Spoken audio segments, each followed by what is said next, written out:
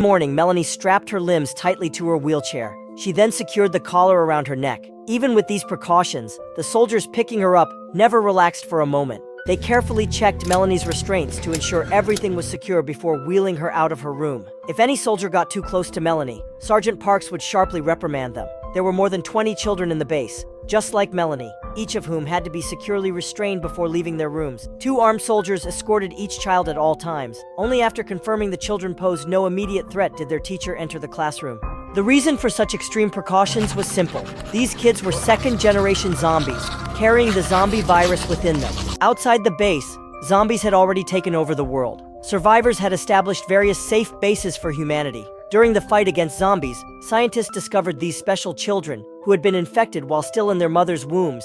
They looked exactly like normal kids, but once they caught the scent of a human, they immediately became dangerously aggressive. Yet these children represented humanity's greatest hope. Scientists believed they could develop a vaccine from studying these half-human, half-zombie children. After years of observation, researchers found something surprising. Children raised with human education could think and behave normally. Some, like Melanie, even proved exceptionally intelligent. Melanie's favorite teacher was Helen. Helen was the only person who didn't treat the children as freaks. Likewise, Melanie was Helen's favorite student. A simple essay by Melanie would move Helen to tears. Because of this bond, Helen often overlooked Melanie's zombie nature. But whenever that happened, Sergeant Parks would remind her harshly through experiments. Without the protective blocker gel, just a small exposure of human skin could trigger the children's bloodthirsty instincts instantly.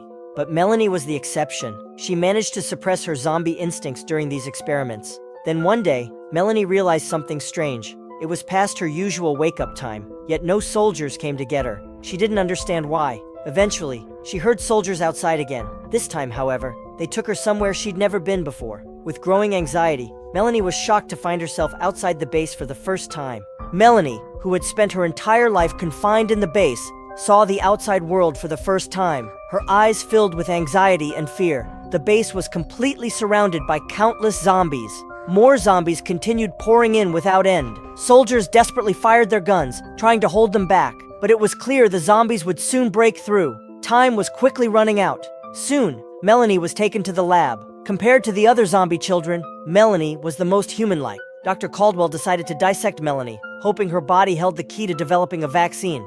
To keep Melanie calm, Caldwell quickly injected her with a tranquilizer. Soon, Melanie felt herself drifting into unconsciousness. Then, Caldwell and her assistant carefully placed Melanie on the operating table, tightly securing her with straps. Just as the experiment was about to begin, Helen suddenly burst into the lab. She tried to stop Caldwell from carrying out the cruel procedure, but Caldwell mercilessly sprayed pepper